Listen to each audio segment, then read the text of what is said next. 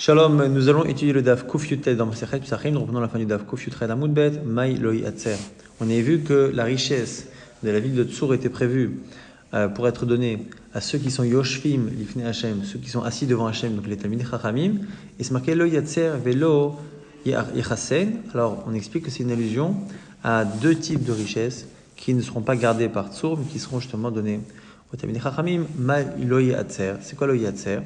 C'est une allusion à ce qu'on appelle Otsar, l'endroit où on stocke les aliments de valeur, donc le vin et l'huile.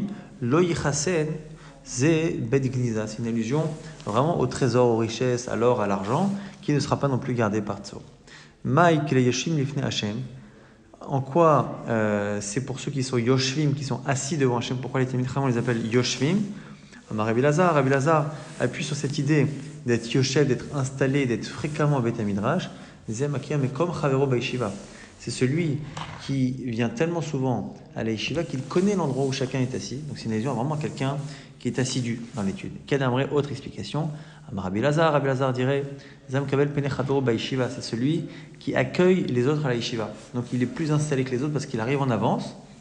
Et c'est pour ça qu'il est Yoshvim. Et après la suite du verset, Mai limchase atik. C'est aussi donné à ceux qui sont mechase atik, qui vont cacher. Mechase, c'est cacher. Et atik, c'est une allusion à quelque chose qui est antérieur, très ancien. Alors atik, on expliquera toujours que c'est atik Hashem. Atik, donc c'est Dieu qui est antérieur à tout. Mais mechase, c'est soit une allusion à ceux qui cachent ce qu'il faut cacher, soit à ceux qui au contraire enseignent dans la yeshiva ce qui est mechaser atik, qui est caché par Hashem. Donc c'est celui qui continue de cacher ce qui est caché par Hashem. Première explication. Au Maïnou, c'est quoi? Sitre Torah. Les secrets de la Torah. Les secrets de la Torah, malgré le fait que la personne étudie et enseigne, eh bien la personne continue à garder ces secrets-là que Hashem veut garder. Donc c'est tout ce qui est, a priori, Merkava, c'est-à-dire la connaissance de Dieu, la partie ésotérique de l'étude de la connaissance de Dieu.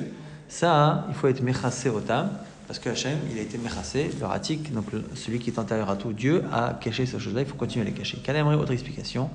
Les amgalé dvarim shekissa atik yomin. C'est au contraire celui qui étudie, qui enseigne les choses cachées par atik yomin, par Hachem, mais qui cette fois doivent être enseignées. Maninou, c'est quoi Ta'ame Torah? Ce sont les raisons des mitzvot de la Torah, qui ne sont pas écrites dans la Torah, mais qu'il faut connaître et enseigner.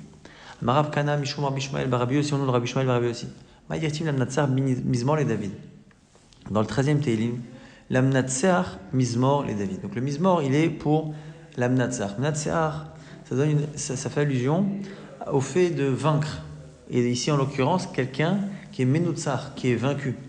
C'est Dieu qui est vaincu, entre guillemets. Zamero les Mishinot Srimoto. Et sa mère, on fait un zemer, un chant, pour celui qui est vaincu et qui est heureux d'être vaincu. C'est une allusion au fait que les tzadikim font changer parfois les xérot d'Hachem, et le fait de faire changer les xérot, les décisions négatives d'Hachem, c'est une manière finalement, entre guillemets, de le vaincre, et c'est exactement ce que Hachem attend. Regarde comment Hachem est différent des hommes. Lorsque l'homme perd, il est triste. Hachem, on le vainc, entre guillemets, il est content. Quand c'est marqué là-bas, toujours en Télim, Yomer, les Hashmidam, Hachem il a pensé exterminer leur âme Israël. Loulé Moshe Bechero, Amad Ba Peretz, les Fanav. Si ce n'était Hachem, Moshe Rabbeinu, celui qui l'a choisi, eh bien Amad Ba Peretz, les Fanav, qui s'est dressé devant lui, les Hashif, Ramatom et Hashrit, pour ramener justement la colère qui était prévue pour détruire leur âme Israël. On voit que Moshe Rabbeinu a gagné et que Kadosh Baruch Hu est Kaviachol content de cela. Rav Kana Mishum Rabbi Shmuel Barabi aussi, toujours Rav Kana qui cite Rabbi Shmuel Barabi aussi. Mais Rabbanan, certains disent que c'est Amarabi Shon Ben Lakish Mishum Rabbi Yuda Nesia, au nom de Rabbi Yuda Nesia. Ma'yirti vide Adam mitachat kanfe'em. Dans Chizkiel, là-bas, c'est marqué que les mains de l'homme, on voyait dans le Maaseh Merkava, dans la vision que Chizkiel a eu des anges célestes, il a vu les mains de l'homme sous les ailes des anges. Alors là-bas, on dit Yado Ktiv. C'est marqué Yado, on lit les mains, mais c'est marqué sa main en réalité. Donc c'est différemment lu par rapport à ce qui est écrit. Pourquoi sa main? C'est la main d'Hachem. Ze Yado Shel Kadosh Baruch Hu, c'est la main d'Akadosh Baruch Hu, chez Proussa Tachat Kanfe Achayot, qui est étendue sous les mains des chayot, ce sont les anges, Kedele Kabel par les Tchouva Miyad Midatadin, pour récupérer ceux qui font Tchouva de l'endroit qu'on appelle Midatadin. Midatadin, donc c'est la justice qui normalement devrait punir toujours celui qui a fauté, mais finalement la Tchouva, et Dieu permet que la personne, quand elle a regretté, Hachem lui tend la main pour le récupérer, pour éviter que la personne soit sanctionnée. Amar Rav Yehuda Amar Shmuel, le nom de Shmuel, Kol Kesef Vezahav Sheba Olam. Tout l'or et l'argent du monde, Yosef Likto, Yosef Hatzadik l'a récupéré pendant les années de famine où les Égyptiens, les gens de Canaan, et on verra par la suite, tout le monde entier est venu acheter de quoi manger, et donc finalement tout l'argent a été accumulé. On verra par la suite qu'il a été transféré de roi en roi. Pevio le Mitzrayim, il a tout ramené en Mitzrayim chez Neymar. Et la quête Yosef et quoi la Kesef Animsa Eret Mitzrayim ou Eret Kenaan. Yosef a rassemblé tout l'argent qu'il y avait en Mitzrayim et en Kenaan. Et ni et là Eret Mitzrayim chez Eret Kenaan. On aurait pu penser qu'il n'y a que dans ces deux pays-là, que ces deux pays-là dont la richesse a été prise par Yosef pour Pharaon. Les autres terres, d'où le savons également Talmud Omar, c'est marqué par ailleurs. Toute la terre est venue en Égypte acheter à Yosef. De là on voit que l'argent de tous les pays finalement s'est retrouvé en Égypte. Donc Shalou Israël Mitzrayim, lorsque les Israël ont quitté l'Égypte, ils ont pris cet argent avec eux, chez comme c'est marqué, Vainatselu et Mitzrayim. Ils ont vidé l'Égypte. Et par rapport à ce verbe-là, Vainatselu, il va y avoir deux explications différentes. Rabbi Yassiyama, Asaou Kimtsuda, Shen Bodagan. Ils en ont fait comme une Metsuda. Vainatselu milachon Metsuda, on remplace le lamed par un dalet. Metsuda, c'est un piège. On met souvent des graines pour que les oiseaux viennent se piéger, et à la fin, souvent, eh bien, les oiseaux mangent ce qu'il y a dedans et il ne reste plus rien. Donc c'était vide, comme un Mitsuda, comme un piège. Rabbi Shimon ben Lakish Amar, Kemtsula Shen Badagim. C'est comme Metsula, les profondeurs marines, Shen Badagim, dans lesquelles il n'y a pas de poisson. Quoi qu'il arrive, Metsula ou Metsuda, une allusion à un piège Metsuda, ou à Metsula, les profondeurs dans lesquelles il n'y a pas de quoi manger. Donc soit il n'y a plus de graines, soit il n'y a plus de poissons. C'est une allusion au fait que vraiment l'Égypte a été complètement ruinée, vidée par la sortie d'Égypte. Et cet argent est resté chez nous jusqu'au roi Rechavam, fils de Shlomo. Shishak, le roi d'Égypte, est venu l'apprendre à Rechavam, comme c'est marqué dans Menachem, chez Neymar. La 5e année du règne de Rechavam, le roi d'Égypte, Shishak, est venu sur Jérusalem, et il a vidé, pillé les trésors du Mikdash et les trésors du roi. Le roi de Cush, Zerach, l'a pris de ce roi d'Égypte. Et de lui a pris Asa, le roi de Yehuda.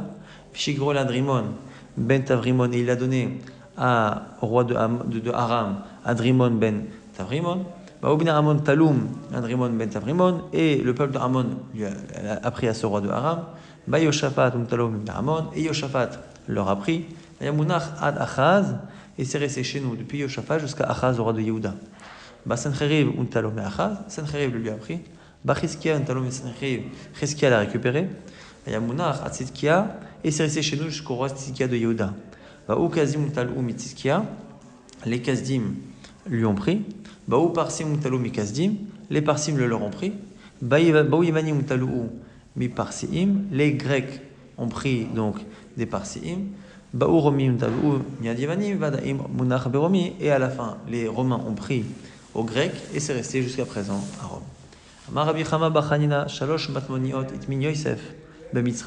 Il y a 3 trésors que Yosef a enfouis en Égypte. Un a été dévoilé à Korach qui s'enrichit. Un a été donné à Antonin ben Asphérus qui était donc le Chavouda, celui qui étudiait avec Rabbi. Et un est caché, réservé en Égypte pour les tzadikim à la fin des temps. On cherche un verset dans le Koheleth qui dit que parfois la richesse est peut-être gardée pour son propriétaire, les rarato pour lui faire du mal. Amar Rabbi Shimon ben Lakish, Zo Roshro chez Korach. C'est une allusion à la richesse de Korach qui lui a permis finalement de s'enorgueillir et de penser à un moment donné remplacer Moshe et Aaron et qui a finalement entraîné sa mort. Au sujet de Datan et Aviram et l'Arda Korah, c'est marqué qu'ils ont été exterminés, eux et tout leurs biens, et on appelle ça le bien Yekoum. Et Yekoum Asher Beraglem qui sont à leurs pieds. Rabbi Lazar, explication Zemamono chez Adam. Yekoum, c'est l'argent d'un homme Et pourquoi on appelle ça Yekum Yashen Kiyum, mais qu'en plus c'est au niveau des pieds chez Marabidon al Raglav? Parce que ça fait tenir finalement un homme, c'est ce qui permet de base pour qu'un homme soit heureux. Amar Rabbi Levi, Masoy Sheshloshmot, Pradot Lemanot, Ayum Aftechot, Bet Gnazav Shel Korach. Rien que les clés pour ouvrir les endroits où étaient entreposées les richesses de Korach, rien que les clés, eh bien, permettaient finalement de charger 300 mules pour porter les clés. Et Kulhu, Aklidé, et toutes ces fermoirs et ces clés, eh bien, ces moyens de fermeture étaient dans des sacs comme ça en peau qu'on pouvait justement transporter. Donc c'est pour montrer encore une fois l'immense richesse de Korach. La suite, Amar Rabbi Shmuel ben Nachmani, Amar Rabbi Yonatan, au nom de Rabbi Yonatan, on prend les versets là-bas de Télim qu'on lit dans le Hallel. Odechaki Anitani. Je te remercie parce que tu m'as répondu. Amar David, c'est David qui a dit ça lorsqu'il a été nommé roi d'Israël et accepté. Even Maasou Abonim Aïta le Rosh Pina. Donc Even, cette pierre que Maasou Abonim, que ceux qui ont construit ont rejeté, est devenue Aïta le Rosh Pina, est devenue à la tête du bâtiment. C'est une allusion ici à ce qu'a dit Ishaï, le père Amar Ishaï, qui a dit que finalement son fils qui n'était pas accepté au départ a été finalement accepté par l'armée Israël. Mais Hashem Aïtazot, Iniflat Ve'ainenu. C'est quelque chose qui est venu d'Hachem. Et c'est quelque chose d'étonnant pour nous. Amor Echab, c'est les frères de David qui ont dit comme leur père, mais ils l'ont dit au pluriel, donc ce sont les frères de David. Zayomar Hashem, c'est le jour qu'Hachem a fait. Nagilaven Ismechabon va se réjouir. C'est Shmuel, Amar Shmuel. Anna Hashem Oshi'ana Hashem, sauve-moi. Amor Echab, ce sont les frères. Anna Hashem Atzlichana, Amar David, c'est David. Baruch Haba, Beshem Hashem, bienvenue, Beshem Hashem. C'est Ishaï, Amar Ishaï, Verachnuchem, Mi Bet Hashem. Eh bien, c'est Amar Shmuel. El Hashem vaya erlanu, Amrou Kulan, c'est tout le monde qui a dit ça. Ils sont Chagba Avodim. Amar Shmuel, c'est Shmuel, Eliata Veodeka. Amar David, Elohai, Aromemeka. Amrou Kulan, c'est tout le monde qui a dit cela. Nanatam, Makom Shinahagu, on avait vu dans une Mishnah, donc dans Masachet Sukkah. Comme Makom Shinahagu, Likfol, Irfol. Si on a l'habitude dans l'endroit où on se trouve de dire 2 fois certains versets du Hallel, on le fait. L'ifshot, si on a l'habitude de le dire une seule fois, ifshot, on les rendra pashut. Les verech acharav, si on a l'habitude de faire la bracha après, yiverech. Akol, kiminag, amdina, tout sera en fonction du minag. Amar Abaye Avinu dit lo shanu ela ale acharav. Attention, la bracha du minag, c'est qu'après. Aval, elle est fanav, mais avant, c'est une mitzvah, c'est obligatoire. Les verech. Damar ayud amar Shmuel, car on a dit dans le Shmuel, kol mitzvot, les verech, alehem, envers la siatan. Toutes les mitzvot, il faut faire une bracha, envers la siatan. Avant de les faire. Envers, ça veut dire en passant, mais ici on comprend que c'est avant. Au passage, la Gemara ouvre une parenthèse comme très souvent quand on rapporte cette expression. Maï mashmadai, envers, lishina d'agdomehu. D'où savons-nous que envers, en passant, ça veut dire ici avant. Plusieurs explications à Maranachman, Barisrak dirtiv, vayarot, achima'at, derech hakika, vayavor, et akushi. Que achima'at, il est parti là-bas, et est passé devant lui le kushi qui est parti annoncer à David la mort de Avshalom. Donc, Vayavor, c'est il a devancé. Abayamar, Meacha, Abaye propose un verset dans le Bereshit. Vehu ava lifnehem. Que Yaakov est passé devant ses femmes avant de voir Esav. Vehu ava, il est passé devant, donc c'est ici devancé. Il y a une autre explication, Meacha de là.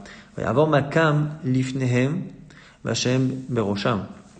Que le roi est passé devant eux et Hachem est à leur tête. Donc là aussi, encore une fois, Vayavor, c'est avant, donc on voit qu'il faut faire la bracha avant. Et dans le Hallel, toujours faire une bracha avant, c'est après éventuellement que c'est le minag. Tanya, on a une braïta qui dit Rabbi Kofel ba dvarim. Rabbi avait l'habitude de doubler souvent les versets du Hallel. Rabbi Lazar ben Prata, Mosif ba dvarim. Il avait l'habitude, Rabbi Lazar ben Prata, de rajouter des choses. C'est-à-dire qu'il a l'habitude de doubler d'autres versets que Rabbi, lui, ne doublait pas. Maï Mosif, qu'est-ce qui était Mosif? Amar Abaye, Mosif likfol meodecha. Ulmata, il avait l'habitude donc de doubler même les versets à partir de Odechaki Aditani jusqu'à la fin du misement en question. Darash Ravavira, Zimin Amar la Mishme de Ravami, Zimin Amar la Mishme de Ravasi. Ravavira, il a fait une dracha que parfois il disait au nom de Rabbi Ami et des fois au nom de Rabbi Assi. Ma'yirtiv, Vaigdal Ayeled, Vaigamal. Au sujet de Yitzhak, c'est marqué qu'Avraham Avinu a attendu que l'enfant grandisse. Vaigamal, il a sevré et il a fait à ce moment-là une grande Seouda, une grande fête. Le jour justement où Yitzhak a grandi, qu'il arrêtait de prendre le sein de sa mère. A-t-il Akadosh Baruch Hu l'Ansot Seouda la Tzadikim Yom Sheigmol Chazdo les Aroshel Yitzhak. C'est une allusion à une Seouda qui sera faite à la fin des temps pour les Tzadikim, le jour où Hachem va donner le chesed être généreux, les Arosh et Yitzhak avec la descendance de Yitzhak. C'est ça, Biyom Gamel et Yitzhak, le jour où il est Gomer Chassadim avec Yitzhak, ici en l'occurrence, les descendants de Yitzhak. Les Achar, Sheochlim et Shotim, après avoir mangé et bu, et Notnim l'Avraham, Avinu, Kosh Bracha Levarech, on donnera à ce moment-là le verre de Bracha du Birkat Hamazon à Avraham Avinu. Et on il va dire Enim Varech. Non, je ne ferai pas la Bracha. Chez Yatsam Imeni Ishmael. Parce que de moi est sorti Ishmael, et donc je ne suis pas complètement Shayar. À cela, on verra que souvent, c'est soit un problème dans la descendance, soit un problème par rapport à un sujet qui est abordé dans le Birkat Hamazon, à propos duquel la personne à qui on a proposé ne se sent pas forcément légitime. Omal Yitzhak, on va dire Yitzhak, Tol Varer, prends le verre et Varer. Omalaim Enim Varer, Shatsam Imeni Esav. Moi non plus je peux pas, Esav est sorti de moi. Yaakov va demander à Yaakov, Tol Varer, Amalek va leur dire Enim Varer. Chez Nasati Shte Achayot Bechayen. J'ai épousé 2 sœurs, alors que les 2 étaient vivantes en même temps. Chez Atida Torah Leosran Alay. Et la Torah a fini par interdire ça plus tard. Et donc, comme dans le Birkat Hamazon, on mentionne à la Torah, sur le fait que la Torah, Hachem donne la Torah, d'une certaine manière, je ne suis pas tellement shayar, puisque j'ai vécu dans une situation qui aujourd'hui est interdite par la Torah. On va demander à Moshe, on va Moshe, Tolo Varer. Il va dire non, Eni Varer. Shelo Zachiti li Kanes Eretz Israël. Je n'ai pas mérité de rentrer en Eretz Israël. Lo Bechayai, lo Bemoti. Ni de mon vivant, ni après ma mort. Et effectivement, il y a la Birkat Haaretz, une bracha sur la terre d'Eretz Israël dans le Birkat Hamazon. On va dire Yeshua, Tolo Varer. Il va dire non, Eni Varer. Shelo Zachiti la Ben. Je n'ai pas eu le mérite d'avoir de fils. Dire-t-il, quand c'est marqué là-bas dans les générations de Divrei Yamim, Non Beno, Yoshua Beno, il y a Non le fils, et après le petit-fils. Donc le fils de Non, c'est Yoshua, et on ne dit rien après, donc il n'a pas eu de fils. Donc c'est pour ça qu'il n'est pas Shayar. On va David, on va dire à David, Tolo Varer, on il va dire Ani me Varer, Ani Avarer, je vais bénir. Veli Nael et Varer, et à moi ça me va très bien de faire la bracha, c'est-à-dire que je n'ai aucun des problèmes cités plus haut. C'est marqué dans Télim, et c'est comme ça qu'on sait que c'est lui qui fera la bracha. Kos Yeshurot et ça, je leverai le verre de la délivrance, ou Shem Hashem Ekra, et j'appellerai le nom d'Hashem. Mishnah, En Maftirin Achara Pesach, Afikoman. On ne peut pas terminer la Seuda. Après le Korban Pesach, on ne peut pas manger, justement, Afikoman. Donc ce sont des mets qu'on peut manger en fin de repas. On ne peut pas manger après le Korban Pesach pour garder le goût du Korban Pesach dans la bouche. Maï afikoman, c'est quoi afikoman amarav? Shelo ya'akru mechabura la chabura. Premier pshat ici de Rav, c'est-à-dire qu'on ne peut pas passer d'un endroit à un autre. Afikoman, afiku minayru, sortez de là, on ne peut pas, après avoir mangé Korban Pesach, changer de chabura et les manger avec un autre. Shmuel Amar, kegon, urdila eli, ve gozlaya le abba. Selon Shmuel, non, ce sont des choses qu'on n'a pas le droit de manger. Donc, moi, j'ai l'habitude de manger des ordilaïs, c'est une sorte de champignons, et mon père avait l'habitude de manger des volailles. Ce qu'on mange à la fin du repas, on ne peut pas le faire après le Korban Pesach.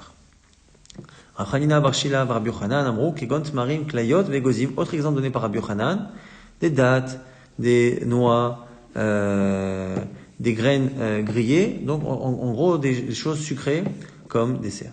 Tania Kivatel Rabbi Yochanan, une braïta dit comme Rabbi Yochanan, on ne mange pas après le Pesach les dattes, les clayotes et les égozim. Nous, on a vu dans la Mishnah qu'on parlait du Korban Pesach. Après le Korban Pesach, on ne mange pas. Maintenant, Shmuel nous dit que c'est pareil, a priori, après la matzah. De quelle matzah on parle? On parle de la matzah qui remplace le Korban Pesach. Donc aujourd'hui, on remplace le Korban Pesach par la matzah, donc c'est Midera Banan. C'est ce qu'on appelle nous aujourd'hui l'afikoman. Mais à l'époque donc de la Mishnah, afikoman, ce sont les aliments qu'on pourrait manger en dessert. Donc après la matzah, on ne mange pas non plus. C'est ça l'idée. C'est-à-dire que l'interdit de manger après le Korban Pesach existe également après la matzah. La Gemara va objecter, nan, en maftirin achara pesach afikoman, achara pesach ou delo. Aval achara matzah maftirin. Le fait que la Mishnah, qui a été écrite après la destruction du temple, donc après le fait qu'on ne fasse plus le Korban Pesach, dans la Mishnah, elle a simplement dit qu'on ne mange pas après le Pesach des aliments. Et donc, si c'était également valable pour la matzah, on aurait dû dire en maftirin achara pesach ou matzah afikoman. La Gemara dit non, tu sais quoi? C'est pas une preuve. Parce que c'est valable dans les deux cas. L'homme ibaya ka'ama. C'est ça et non seulement ça. L'homme ibaya achara matzah de l'onafish ta'amayu. En fait, je vais t'expliquer pourquoi on n'a parlé que du Bassar.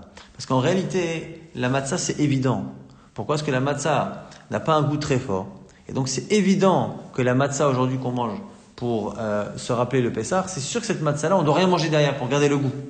Mais tu aurais pu penser, tu aurais pu penser que le goût de la viande qui reste et qui passe moins, eh ben, littéralement, j'aurais pu penser que j'ai le droit de manger des sucreries après, kamash malan. Donc finalement, la Mishnah vient nous dire que non seulement la matzah, mais même le Pessah, on ne pourra pas manger après. Nemam, c'est allé, on essaie de confirmer maintenant, avec une Tosefta. Souf ganin, vea douf shanin. Donc, souf ganin, ce sont des sortes de beignets. Douf shanin, c'est des sortes de matzot, frites. Vea is kiritin. Donc, ce sont des sortes de galettes. Adam emalek reso mehen. On peut en manger le soir de Pessah. Oblivat sheochal kazait matzah bachrona. À condition que l'on termine par de la matzah. Donc là, on parle d'autres aliments faits à base de matzah. Simplement, eh bien, il faudra terminer par de la matzah. On a l'impression quand même qu'on peut les manger avant, mais pas après. Et donc, si c'est ça, ça veut dire effectivement qu'on ne peut pas manger après la matzah. Donc, la Gemara dit bacharonaïn. On va bien que c'est sur la fin qu'on peut manger. Barishona, lo mashma qu'on peut pas manger. Et la Gemara réfute, lo mibalaka amar. Là aussi, c'est pas forcément une preuve, parce que là-bas, c'est lo mibalaka amar. C'est-à-dire, c'est évident, lo mibalaka barishona ka'achil et avon. C'est sûr que la matzah, tu peux la manger avant. C'est pour ça que je te le dis pas. Alors, bachona, mais j'aurais pu penser que manger de la matzah après avoir pris ces beignets ou ces galettes-là, j'aurais dit, j'aurais pensé qu'on n'a pas le droit de le manger à la fin, de peur d'être trop rassasié, de prendre une alimentation comme ça de quelqu'un qui est déjà rassasié. Et malo kamash malan. Donc finalement, on n'a ni une objection, ni une preuve sur ce qu'a dit Shmuel, c'est-à-dire qu'on n'a pas le droit de manger non seulement après le Pessah, mais même après la matzah, de choses sucrées. Donc on n'a ni preuve, ni objection.